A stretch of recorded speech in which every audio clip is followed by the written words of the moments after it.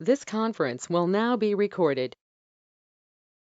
अद्य शनिवासरः अथवा मन्दवासरः भाद्रपद शुद्ध द्वादशी त्रयोदशी च दिनांक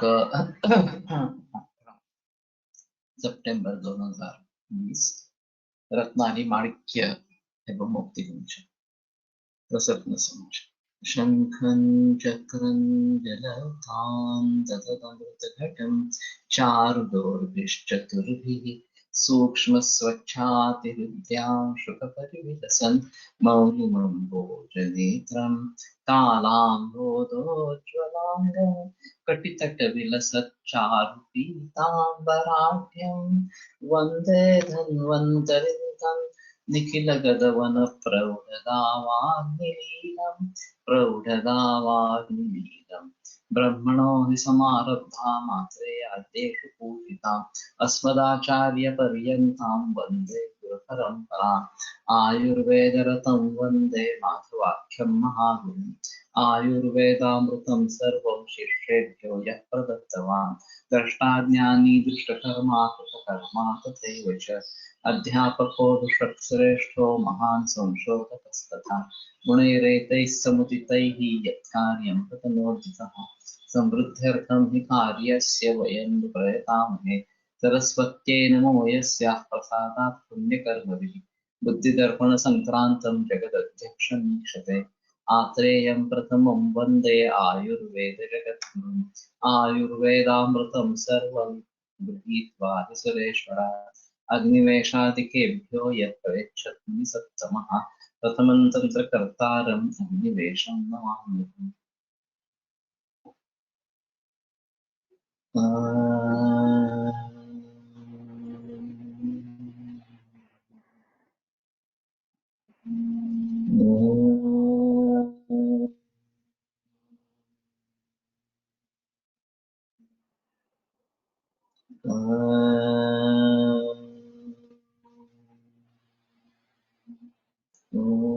शांति शांति शांति।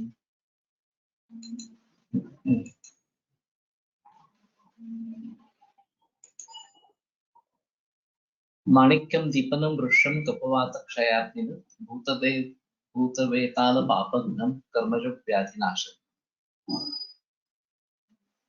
तो ये बाकी तो ठीक है, लेकिन वेताल और पापघ्न और कर्मज व्याधिनाशन ये काफी महत्वपूर्ण है। तो कैंसर की मैं बात कर रहा था कि इसी व्यक्ति को कैंसर क्यों हुआ। अभी ये तो कॉमन है कि सभी लोग इस प्रकार का जहरीला खाना खा रहे हैं, फिर भी कुछ ही लोगों को कैंसर होता है और बाकी लोगों को नहीं होता है। तो उसका कारण क्या है? तो उसका पाप कर्म या उसका कर्मज व्याधि जो पिछले जन्मों से चला आ रहा है, ये एक कारण इसमें हो सकता है। और उसको मिटाने की ताकत अगर माणिक्य में है तो माणिक्य इस प्रकार में प्रयोग में लाया जा सकता है। और भूत और वेताल ये भी अलग है। तो इसके बारे में भी हम थोड़ा सोच सकते हैं। और माणिक्य पिष्टि मेरे ख्याल में मिलती है, एक बार देख लेना चाहिए। तो इसका प्रयोग करेंगे। अथ मौक्तिकम लाधिश्वेतं लघु स्निग्धं रश्मिवन् निर्मलं महत् ख्यातं तोयप्रभं वृत्तं मौक्तिकं नवधाशनम्। तो 9 प्रकार का मौक्तिक बताया गया है। आह्लाद देने वाला, श्वेत, लघु, स्निग्ध, रश्मिवन, निर्मलम, सूर्य किरणों के जैसा निर्मल, महत आकार में बड़ा, ख्यातम तोयप्रभम वृत्तम मौक्तिकम नवधाशुरम, पानी जैसा दिखने वाला वृत्त मौक्तिक, ये प्रकार का मौक्तिक 9 प्रकार का शुभ माना गया है। तो ये एक अहम बात है। और मौक्तिक भी काफी वर्षों से प्रचलन में है वैसे। और पित्त की शांति और रक्त प्रसादन, इस दृष्टि से मौक्तिक का प्रयोग किया जाता है पहनने के लिए, या फिर अभ्यंतर प्रयोग भी काफी है मौक्तिक के। मुक्तिकृत कामदुघा और मुक्तिकृत प्रवाल पंचामृत, ये कॉमन इस प्रकार के है। तो वसंत कुसुमाकर वगैरह जैसे योगों में भी मुक्ति पाया जाता है। तो ये एक अहम इस प्रकार का मुद्दा रहेगा। और असल मोती ये मिलता है और ज्यादा महंगा भी होता है। तो उसका एक अहम महत्व इस प्रकार का रहेगा। मुक्ताफलम लघुहिमं मधुरंच कांति पुष्ट्यग्नि पुष्टिकरणम, कांति दृष्ट्यग्नि पुष्टिकरणम विषहारि में। मुक्ताफलं लघुइमं मधुरञ्च कान्ति दृष्ट्यग्नि पुष्टिकरणं विषहारि वेदि, वीर्यप्रदं जलनिधेर्जनिता च शुक्तिर्दीप्ता च भक्तिरुजमाशु हरेत् अवश्यम। ओके।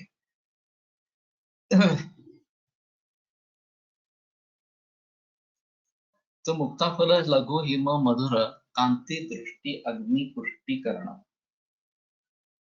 तो कांति बढ़ाती है, दृष्टि को बढ़ाती है, अग्नि और पुष्टि ये भी करती है। विषहारी भेदी, विषहरण करने वाला है मुक्ति, ये भी एक अहम मुद्दा रहेगा। वीर्य प्रदम जलनिधेर जनिता च शुक्ति, मुक्ता शुक्ति जो है उसके जिस शुक्ति में मुक्ता मिलती है ये वीर्यप्रद दीप्ता च भक्तिर्जमाशु हरेत अवश्य।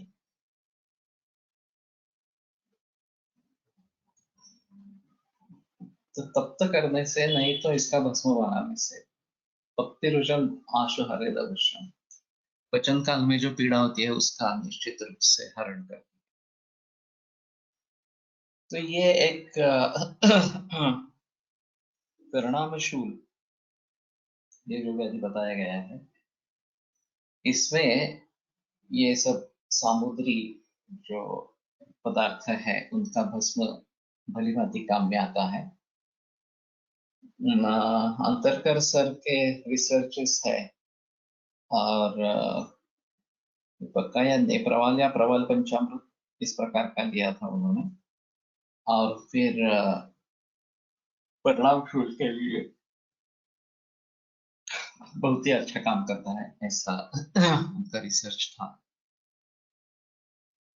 आश्चर्य के बाद 1981-82 में या शायद 80 में तिलक आयुर्वेद महाविद्यालय में एक अम्लपित्त के बारे में सेमिनार हुआ था।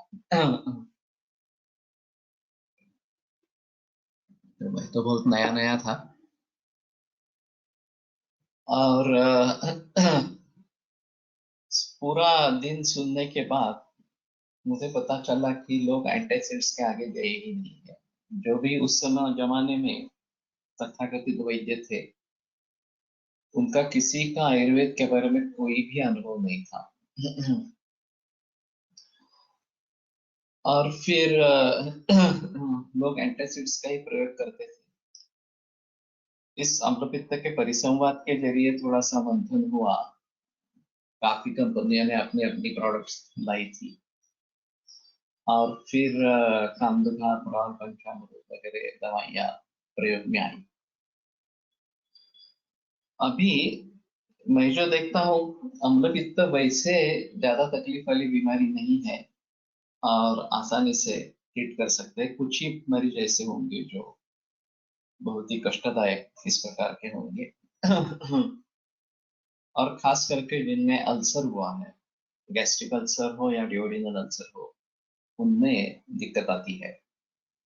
फिर भी उसमें भी डिओडिनल अल्सर में भी एप्रॉल पंचामृत वगैरह से बहुत अच्छे रिजल्ट्स जल्दी मिलते हैं। तो ये पक्तिरुजम आशु हरेद अवश्यम, पक्तिरुज जो है वो निश्चित रूप से उसका हरण करती है।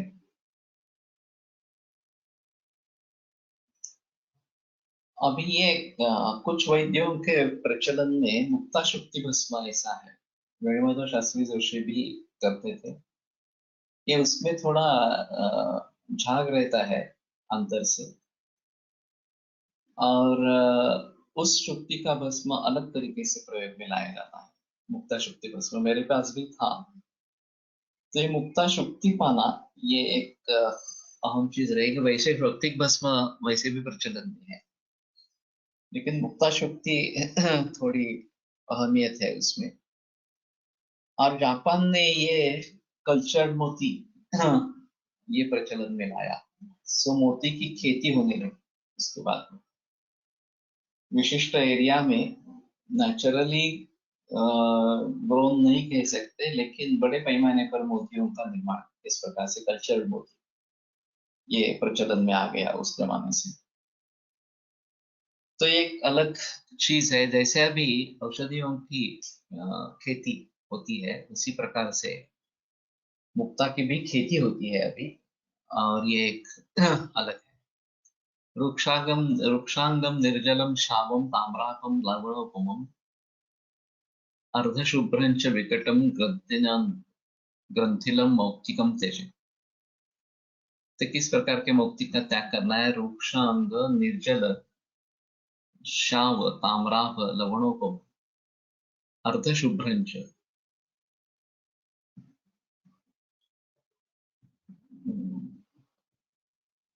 ये थोड़ा अर्धशुभ्र क्या है देखना चाहिए। वेणुमाधव शास्त्री जोशी हर रोज सुबह समुद्र पर जाते थे, शिवाजी पार्क के नजदीक रहते थे। तो मुझे भी मौका मिला जब मैं उनके पास रहने के लिए गया था 2 दिन के लिए। तो वो समुद्र से एक अर्णव शुक्ति कलेक्ट करते थे जिसमें रेडिश टिंज होती थी, और उनका भस्म बनाते थे। तो दिन में 1 या 2 मिलते थे, लेकिन टहलते वक्त ये इकट्ठा करके लाना ऐसा करते थे।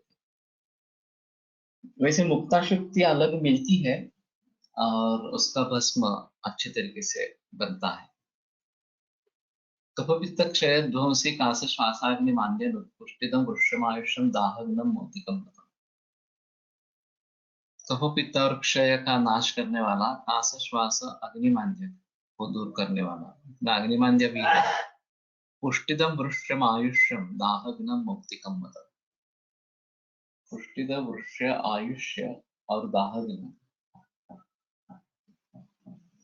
अभी उत्कट अवस्था अगर पित्त की है, दाह प्रमुख लक्षण है, तो मुक्ति का प्रयोग किया जाता ही है। लेकिन ये सब देखने के बाद जिनमें रेडिएशन और केमोथेरेपी चल रही है, उनमें मुक्ति का प्रयोग होना चाहिए। वैसे सरदेशमुख सर कामबिना मोती युक्त 2-2 गुलियां 3 बार इस प्रकार से देते हैं, मैं भी देता हूँ। तो उसके जरिए मुक्ति का प्रयोग होता रहता है। लेकिन जरा उससे भी ज्यादा अर्धशुभ्र, काही भाग शुभ्र व काही भाग श्याव असं त्यावर झालेला असा तैयार झालेला मोती। हाँ, ऐसा ही होगा। अर्धशुभ्र का मतलब आधा भाग शुभ्र है, तो आधा भाग शायद श्याव इस प्रकार का है। और फिर इस प्रकार का मोती ग्राह्य नहीं है, तो ये एक रहेगा। तो मौक्तिक इस प्रकार से काफी प्रचलन में है। मैंने एक सामान्य विशेष सिद्धांत के बारे में बहस की थी। उसमें कर्म सामान्य नाम की कोई चीज है नहीं। द्रव्य सामान्य और गुण सामान्य है, क्योंकि ये जो पदार्थ है सामान्य और विशेष, ये सृष्टि विशिष्ट और पुरुष विशिष्ट इस प्रकार के। तो रक्तमाप्यायते रक्के रक्ते मांसम मांसे नहीं, ये द्रव्य सामान्य है।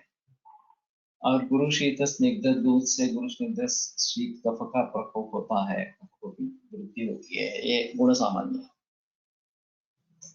लेकिन आस्या सुख स्वप्न सुख वगैरह जो बातें कर्म के बारे में बताई गई है, वो 2 चीजें नहीं है। हम भी खुद आस्या सुख स्वप्न सुख करेंगे तो मेरे कफ की वृद्धि होगी इस प्रकार से।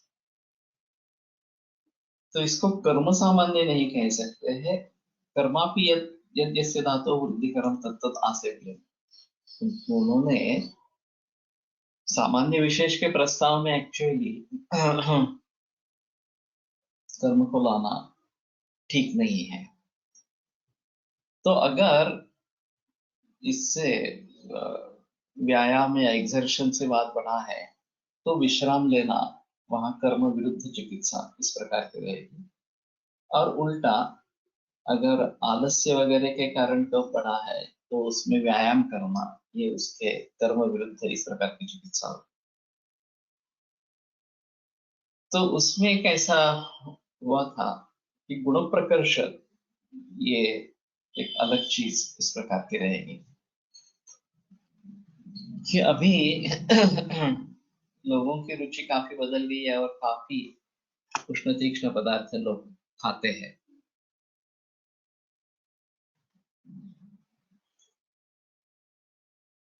नहीं, कफ पित्त और क्षय तीनों का ध्वंस, तीनों का नाश। कफ पित्त क्षय का ध्वंस ये भी एक समास हो सकता है। कफ और पित्त का क्षय अगर है तो वो बढ़ाने वाला है, लेकिन मौक्तित्व पित्त बढ़ाने वाला निश्चित रूप से नहीं है। तो कफश्च पित्तश्च क्षयश्च पित्त क्षयाः तस्य ध्वंसा, कफपित्त क्षयाणां ध्वंसा कफपित्त क्षय ध्वंसा, ऐसा ही समास होगा। तो कफ पित्त और क्षय इनका नाश करने वाला। क्षय का मतलब यहाँ राजयक्ष्मा इस प्रकार का जैसे।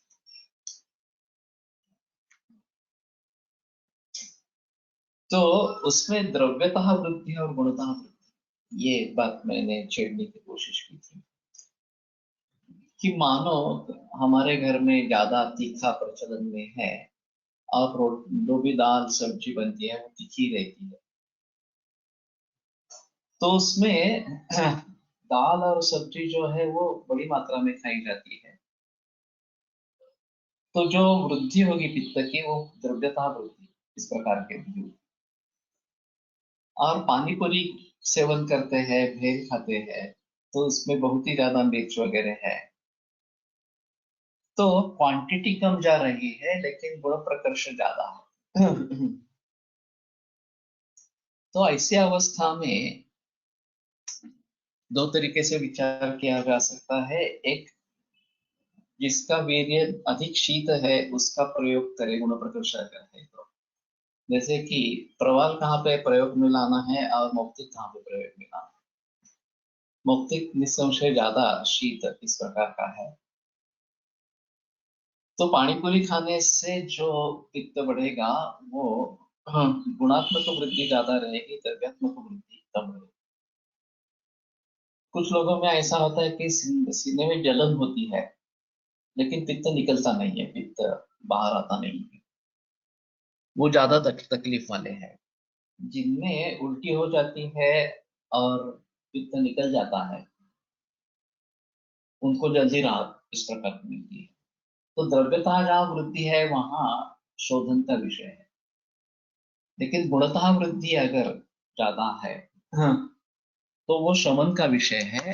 और शमन में आइदर शीत प्रकर्ष वाला कोई मूल द्रव्य हो वो देवे, नहीं तो शीत का प्रकर्ष निर्माण करके देवे। अगर प्रवाल को जो चांदनी रात में गुलाब जल की भावनाएं देते रहते, जितनी भावनाएं ज्यादा है तो उसका उसका वीर्य शीत ज्यादा होता जाएगा। या फिर जो भी द्रव्य है उसको इसी प्रकार से भावनाएं देकर समाधान में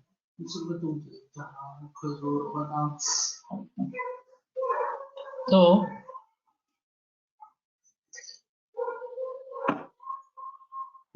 भावनाएं देकर वीर्य बढ़ाया जा सकता है। हम सप्तता भावित अमल की बनाते हैं तो अमल की स्वरस के साथ भावनाएं अमल की को ही देते हैं तो वीर्य प्रकर्ष होता है। वीर्य प्रकर्ष होने से थोड़ी मात्रा में द्रव्य काम करता है। तो बहुदोष से लिंगानी ये जो बात चरक सूत्रस्थान 17वें अध्याय में बताई गई है, 10वें संशोधन गीता, ये द्रव्यता वृद्धि की बात है। तो ज्यादा मात्रा में आहार ले रहे हैं या विशिष्ट गुण युक्त आहार इस प्रकार से ले रहे हैं तो जो वृद्धि होगी वो द्रव्यता वृद्धि होगी। और गुण प्रकर्ष वाले द्रव्य अगर लेते हैं पानीपुरी जैसे तो जो वृद्धि होती है वो गुणतः वृद्धि होगी और उसमें शमन करना जरूरी इस प्रकार का है। तो मैंने उसमें एक जिक्र किया था सामान्य विशेष सिद्धांत बताते समय कि हमें द्रव्यता वृद्धि है या गुणता वृद्धि है ये देखना है। अगर द्रव्यता वृद्धि है और बड़ा अच्छा है तो शोधन करना है और अगर बल क्षीण है गुणता वृद्धि है तो शमन ही करना है। तो विपरीत गुण वाले द्रव्यों का प्रयोग वहां पे होगा इस प्रकार से है। तो पुष्टितम वृक्षम आयुष्यम दाहग्नम मौक्तिकम मतम। तो मौक्तिक को गुलाब जल की भावनाएं अगर बढ़ाते जाएंगे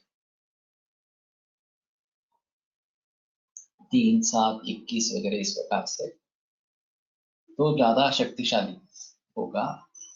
और फिर कैंसर के मरीज में जिनमें रेडिएशन केमोथेरेपी चल रही है उनके लिए एक अच्छा होगा कि उस बढ़े हुए पित्त का शमन इस प्रकार से है। अब हम अगर एनालिसिस करेंगे केमोथेरेपी के जो साइड इफेक्ट्स होते हैं उसमें उल्टी होना अतिसार होना ये भी है और पूरे बदन में जलन होना ये भी है। तो उसमें इस प्रकार से सोच सकते हैं कि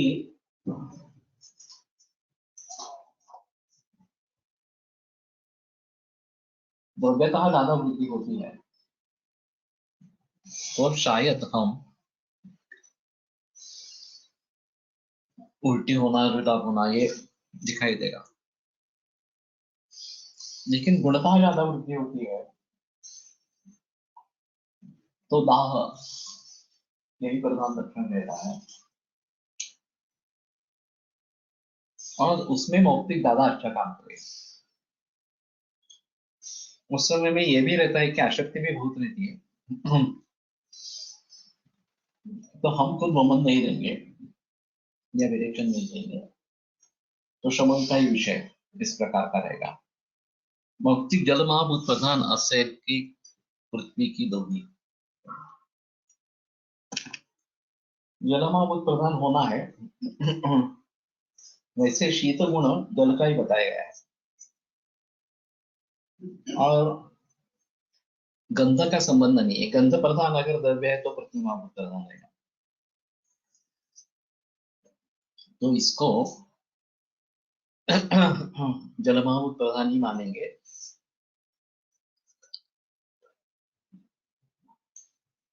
और चंद्रमा मनसो जाता चंद्रमा शीत इस प्रकार का कहा जाता है और मौक्तिक का उपयोग विशेषतः चिड़चिड़ापन जिन व्यक्तियों में ज्यादा है उनमें अच्छा होता है। तो मौक्तिक पानी में रखकर वो पानी देना ये भी एक बात हो सकती है मौक्तिक का परिधान करना या फिर मौक्तिक भस्म का प्रयोग करना ये सभी उपाय हो सकते हैं। और इसके आगे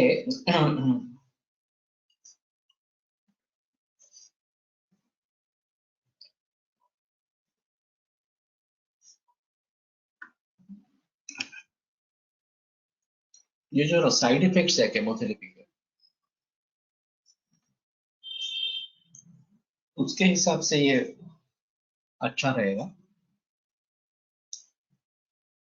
और दूसरा एक ऐसा कर सकते हैं कि कुमारी स्वरस की भावना देंगे मुक्ति कुमारी वैसे भी शीतवीर्य है रसायन है अग्निदग्ध के लिए उपयुक्त है। तो रेडिएशन के हिसाब से हमारी अच्छी है।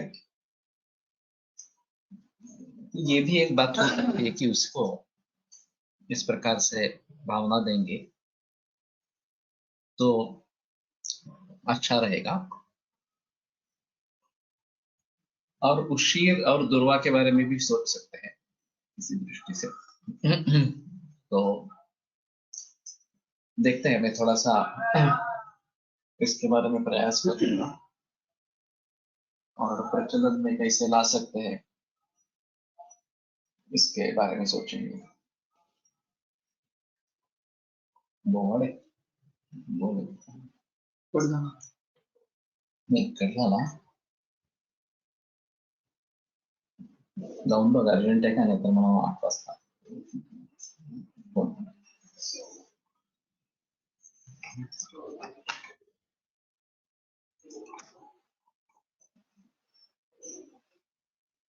अथ प्रवाद पक्वबिंब फलच्छाय वृत्तायतम अवक्रकम निग्धम अव्रणकम स्थूलम प्रवाकलम सप्तधा शुभम। तो पक्वबिंब फलच्छायम, पक्वबिंब जैसा दिखने वाला, तो ये लाल रंग का है। वास्तव में लाल, गुलाबी और श्वेत इस तीनों प्रकार के प्रवाल मिलते हैं। नेचुरल पर कल्चर पर गुण में अंतर होता है क्या, बताना मुश्किल है। थोड़ा तो अंतर होना ही होगा ही।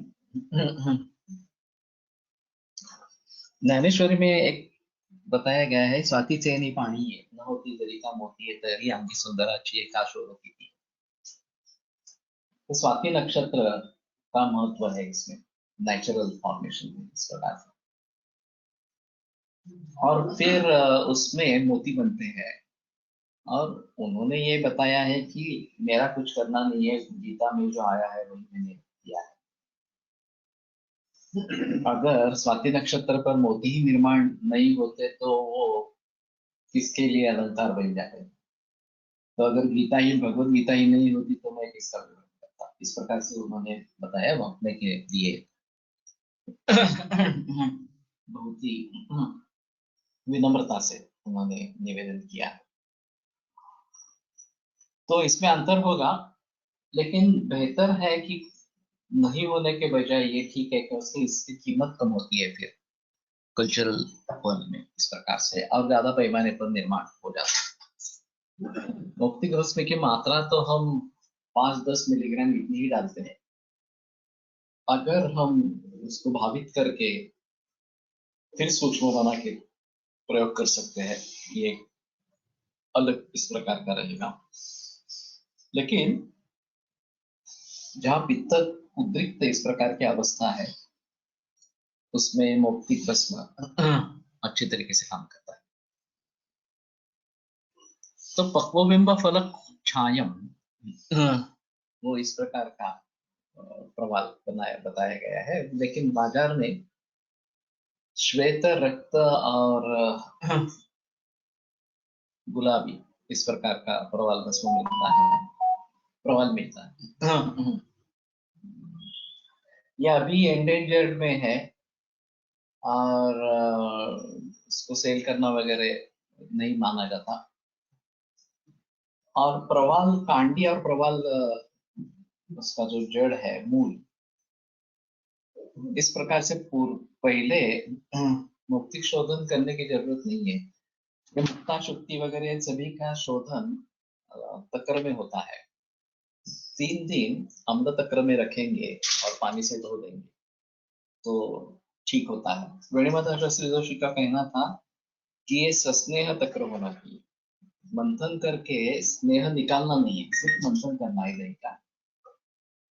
और फिर 3 रात तक्र बदलते हुए उसको रखना है तक्र में, और हर बार धो लेना है, सुखा लेना है थोड़ा सा, तो 3 दिन में शुद्धि हो जाती है। और फिर पिष्टी बना के ही प्रयोग करना ज्यादा बेहतर है। मुक्ति भस्म भी बनता है, अभी कुमारी सरस से भावना देकर भी फूट दे सकते हैं, लेकिन वो थोड़ा उसके गुणों के खिलाफ है, तो मौखिक पुष्टि ही ज्यादा ठीक इस प्रकार की है। और भावनाएं देखकर उसका वीर्य अगर हम बढ़ाते हैं तो ज्यादा अच्छा रहेगा। गुलाब जल की भावनाएं, ये तो कॉमन है, लेकिन गुलाब जल जो है वो नैसर्गिक होना चाहिए। बाजार में सिंथेटिक मिलता है, वो लेना कोई मतलब नहीं है। तो देसी गुलाब, और फिर उसका जल अगर निकालेंगे तो पानी में रखकर उस जल की भावनाएं देंगे तो ज्यादा अच्छा इस प्रकार का रहेगा।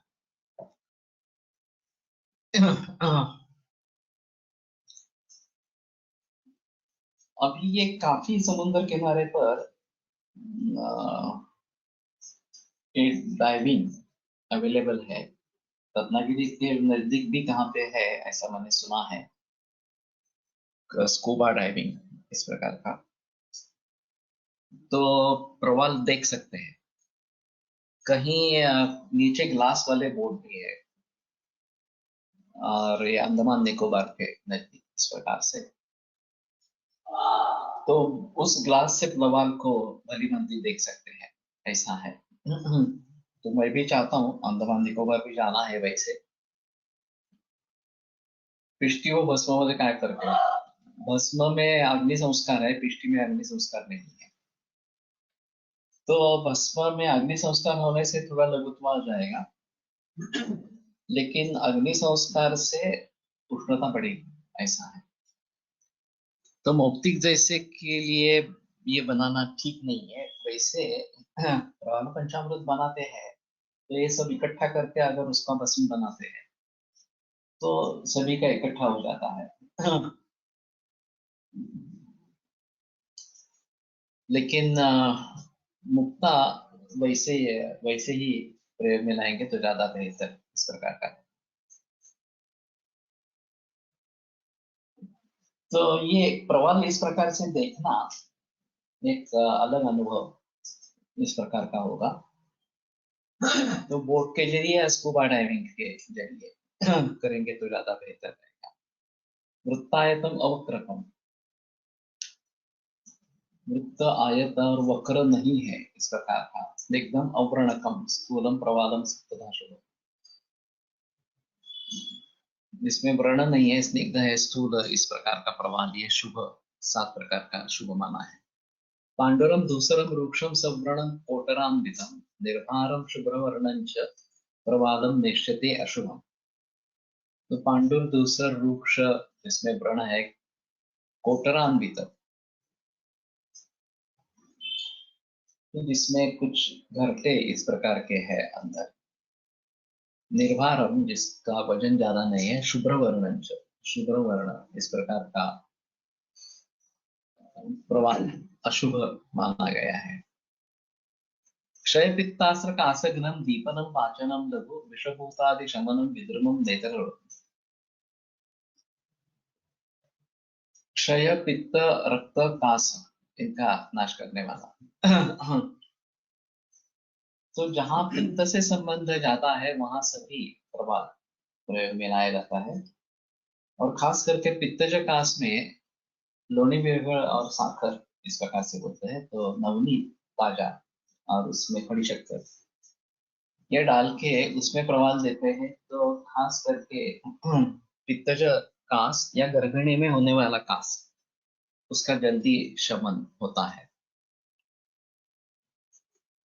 पर्ल CaCO3, कोरल CaCO3, लेकिन फिर भी अंतर है। वैसे इनके हिसाब में कोयला और हीरक भी दोनों का ही कार्बन ही है, दोनों कार्बन ही है, लेकिन हीरा अलग है, कोयला अलग है। उसी प्रकार से ये रहेगा। तो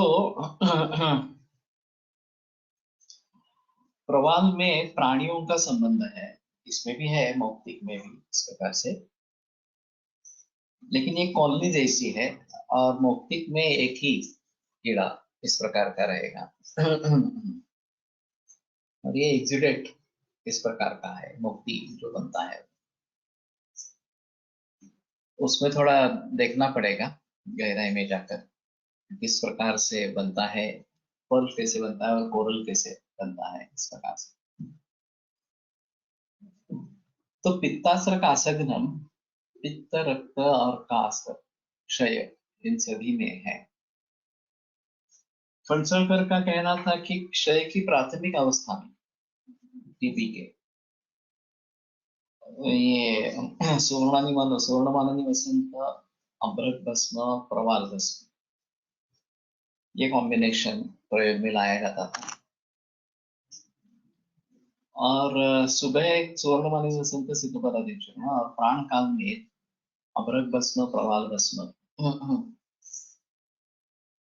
ये कॉम्बिनेशन और सिद्धपदाधि करते थे और टीबी के केसेस इससे ठीक होते थे इस प्रकार से। अभी फिलहाल ऐसा है कि उस बैक्टीरिया की ताकत बढ़ गई है और हमारी ताकत कम हो गई है, तो ये अभी काफी मुश्किल इस प्रकार का हो गया है। जिनमें AKT पॉजिटिव है, ये एक ट्यूबरकुलोसिस पॉजिटिव है, उनमें काफी प्रयास करने पड़ते हैं और फिर भी सफलता मुश्किल से मिलती है, ऐसा है। तो जिनमें टीबी पॉजिटिव नहीं है उनको थोड़ा आसानी से ट्रीट कर सकते हैं, लेकिन अभी भी एक काम कर सकता है कि जो बकरी है उसके संपर्क में रहना, ये एक बात बताई गई है। और उसी का दूध लेना, अच्छा क्षीर, और ये बाकी दवाइयों का प्रयोग करना, ये अगर करते हैं तो ज्यादा अच्छा रहेगा। शंकर सिंह गिरा से करके एक वैद्य थे, बहुत देहात में इंटीरियर में प्रैक्टिस करते थे, तो वो वासा का उपयोग बड़े पैमाने पर और विविध प्रकार से करते थे। वासा चूर्ण, वासा स्परस, वासा उलेह, वासा घृत, सभी तरीके से वासा देते थे। और उनके पास रिकॉर्ड है कि 3 महीने के अंदर टीबी का पैच पूर्णतः निकल गया, रोगी स्वस्थ हो गया।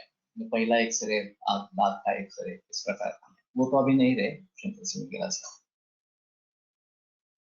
लेकिन वासायाम विद्यमानायाम आशायाम जीवितस्य स रक्तपित्त क्षयी काशी किमर्थम अवसीदति, एक प्रख्यात श्लोक है कि वासा अगर उपलब्ध है और जीवित की आशा है तो रक्तपित्त क्षय काश ये क्यों अवसाद होगा उनका, उनको चिंता करने की जरूरत इस प्रकार की नहीं। लेकिन सभी तरीके से वासा का उपयोग ये उन्होंने वहां पे किया था। अभी मैंने जो मरीज देखे हैं वो ल्यूकेमिया के ही देखे हैं, एक्यूट ल्यूकेमिया के, AML या ALL, इस प्रकार से। और रक्तपित्त से जान जाती है और ऊर्ध्व अधोगत दोनों तरीके से रक्तपित्त प्रवृत्त होता है। ये काफी मुश्किल है, हमारे हिसाब में असाध्य अवस्था इस प्रकार की हो जाती है।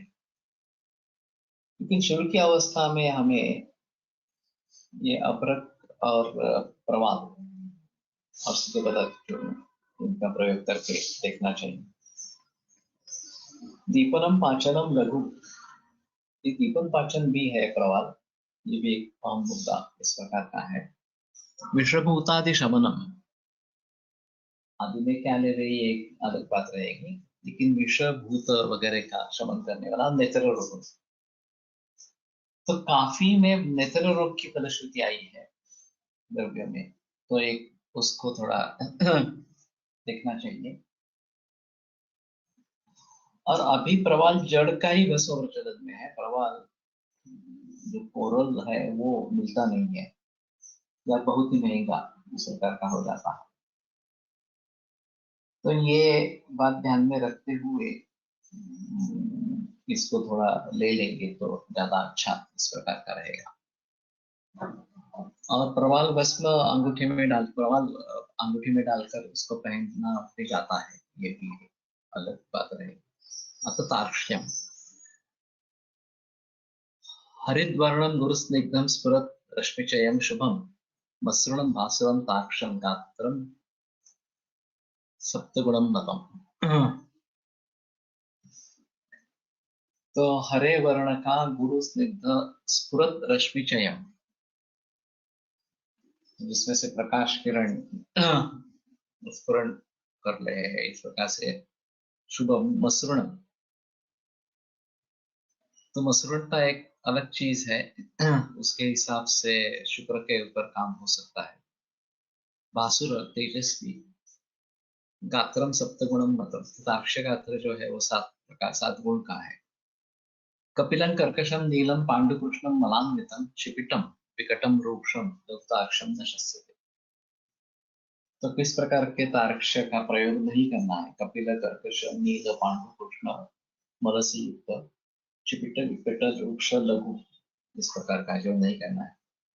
ज्वरच्वर्दि विषश्वास संधिपाताग्निमांजन तद्नाम पांडु शोफग्नम ताक्षम ओजो विवर्धन।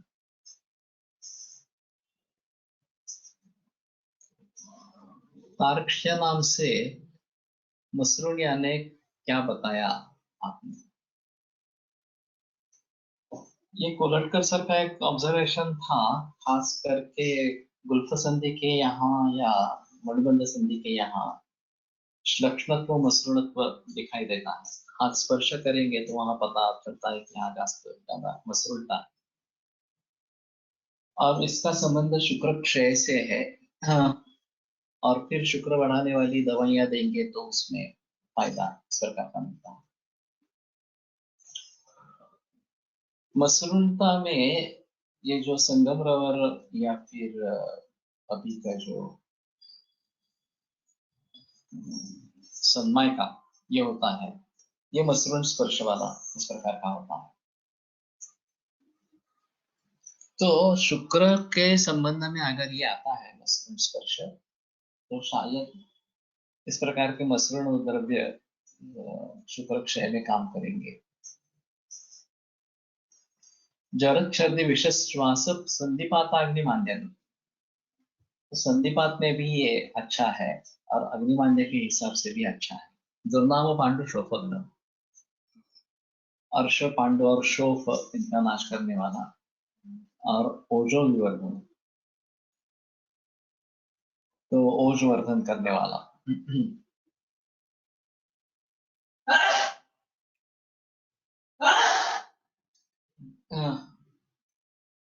तार्क्ष्य नाम से क्या मिलता है बाजार में? ये अवेलेबल है कुछ? किसी को कुछ पता है? ताप्यादि लोगों में ताप्यादि रौप्यायो मलाह ताप्याद्रि रौप्यायो मलाह, रौप्य मल में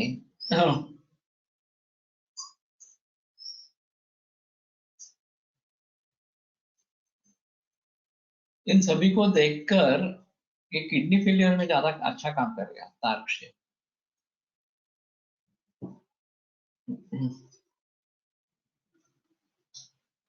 पाचोपन्ना यानी तार्क्ष्य।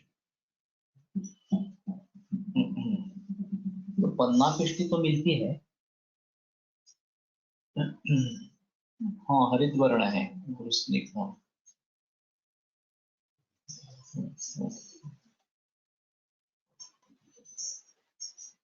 के पांडु शोफ अग्निमांद्य ओजो विवर्धन, ये भी अच्छा है। संधिपात सर्दी विषश्वास, ये सब लक्षण समुच्चय एडवांस किडनी फेलियर में होता है।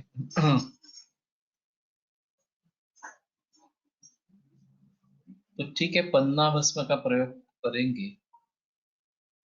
प्रवाल की उत्पत्ति एंथोजोन पॉलिप्स नाम जलीय जंतु द्वारा तैयार हो जाता है।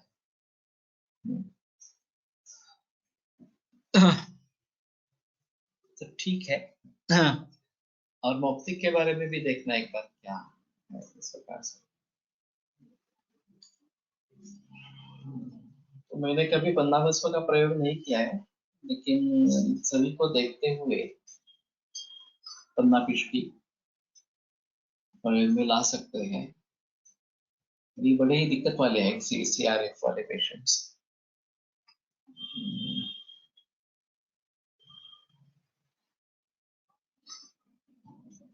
पुष्पराग, पुष्परागो गुरु स्वच्छा स्निग्धा स्थूला समो मृदु कर्णिकार प्रसूनाभो मसृणश्च शुभोष्टधा। तो गुरु स्वच्छ स्निग्ध स्थूल सम मृदु कर्णिकार प्रसूनाभो।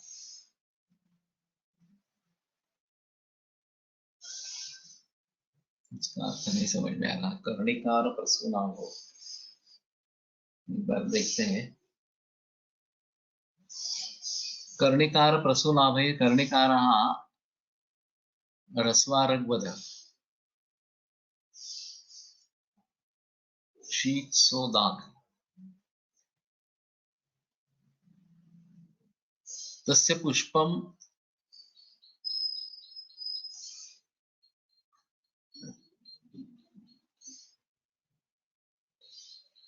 अट्टश वर्ण विशिष्टम पीतम इति यावत्।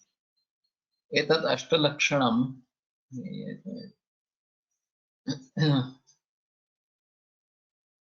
कर्णिकार अरगवद है उसका, रस्वा अरगवद।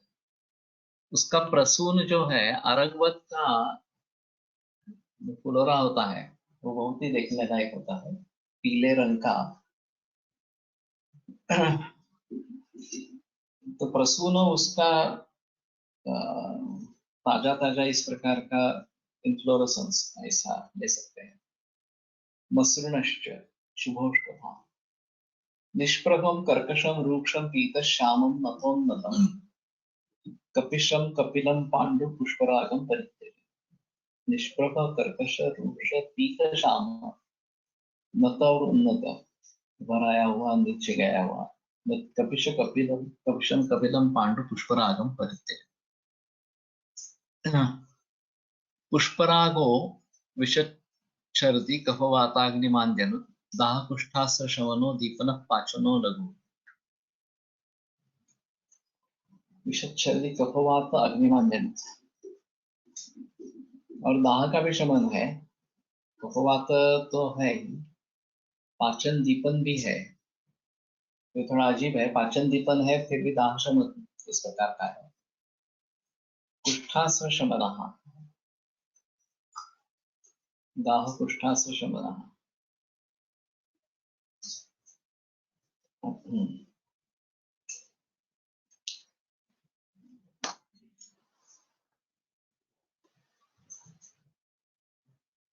सदृश वर्ण,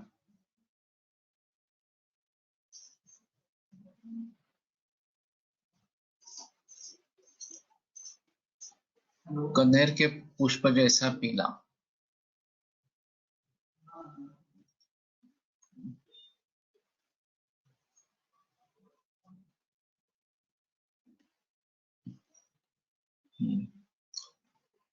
तो ठीक है।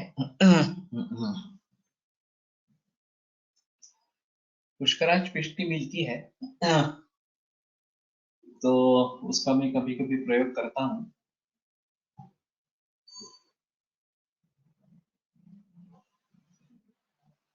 ठीक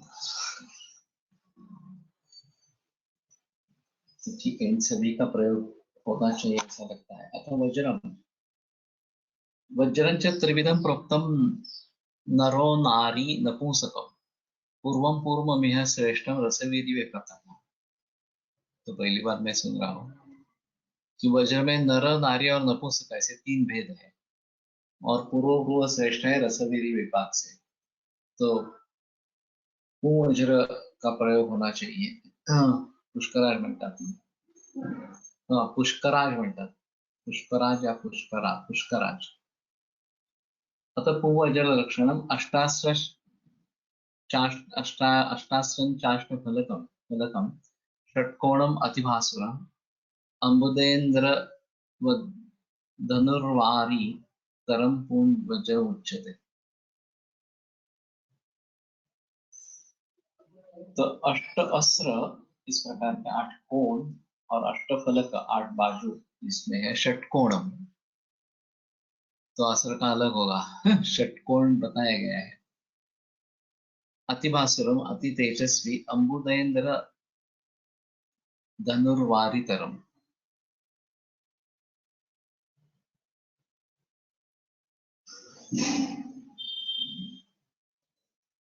इंद्रधनु का ही है, लेकिन अम्बुद के लक्षण लगाया है विशेषण।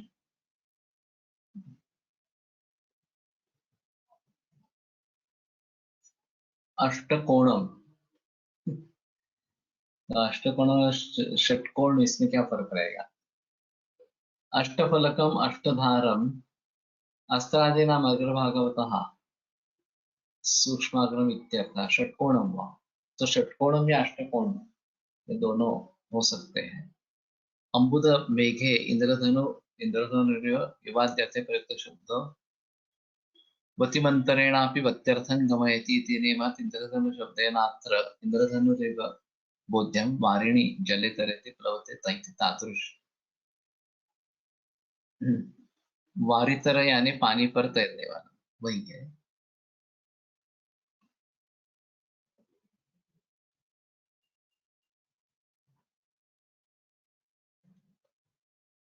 तो मेघ है और उसमें ये इंद्रधनु जैसे दिखाई देता है, उस प्रकार सा होगा। और वारितर ये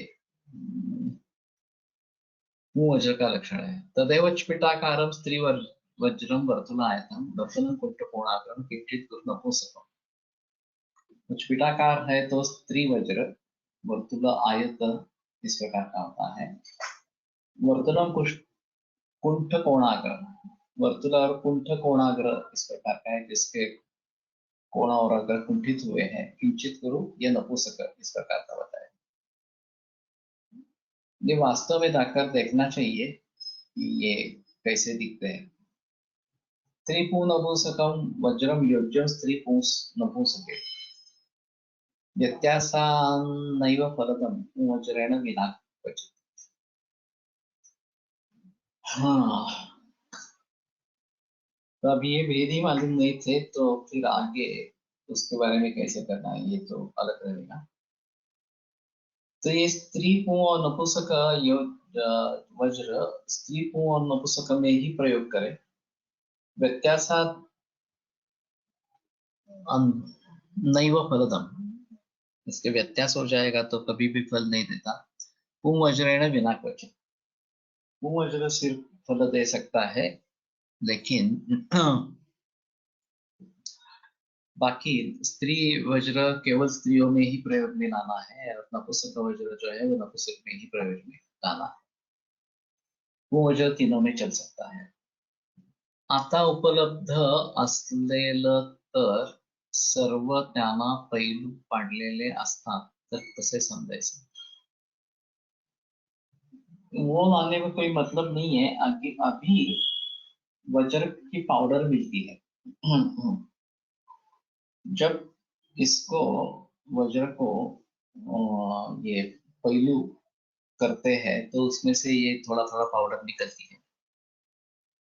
वो वज्र आहे का हीरा, वही है। वो वज्र ही हीरा, सिर्फ सभी हीरे ही है, लेकिन उसका भलीभांति समझ लेना चाहिए। वज्र है, स्त्री वज्र है, नपुंसक वज्र है, इस प्रकार से तो देखना पड़ेगा, मूल हीरा देखना पड़ेगा, और फिर उसके आधार पर कुछ सोच सकेंगे। और फिर उसकी पाउडर अगर मिलती है वज्र की, तो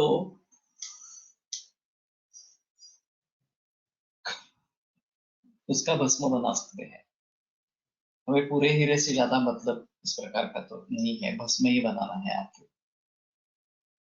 तो उसके लिए खल अलग होना चाहिए, क्योंकि ये सबसे कठिन पदार्थ है हीरा जो है वो। और मत्कुण रक्त, डेकुण जो है उसका रक्त इसके लिए फायदेमंद है, हीरे का भस्म बना के लिए, तो उससे वो फूटता है। और आश्चर्य की बात है, ज्ञानेश्वर जी ने भी ये बात बताई है कि मतकोण संगे हीरा भंगे, इस प्रकार का कुछ है। तो मतकुण के खून में ऐसी कुछ प्रॉपर्टी है जो हीरे का भस्म इस प्रकार से बना सकती है। बाकी भी योग होंगे, तो बेटर ऑप्शन है कि हीरे का हीरक भस्म वज्र से बने। इधर के विजय महाराज साहब के बंधु, वो तो हीरे के व्यापारी ही थे। तो मैंने उनसे जिक्र किया था, तो उन्होंने मुझे हीरक पाउडर भेजी थी, डायमंड डस्ट यानी वज्र पाउडर। यस। अब ये डस्ट किस प्रकार के हीरे से बनती है ये तो पता नहीं है। वो वज्र है, नपुंसक वज्र है, स्त्री वज्र है। तो वो थोड़ा उनको देखने के लिए कहेंगे कि ये दक्षिण उसके देखे और फिर कुवज्र का ही पाउडर भेजे, डायमंड डस्ट, और फिर उसका ये भस्म कर सकते हैं, उसको पूज देना और भावनाएं देना, ये बात होती रहती है। तो हीरक भस्म इस प्रकार से तैयार करना, ये एक अहम बात इस प्रकार की है।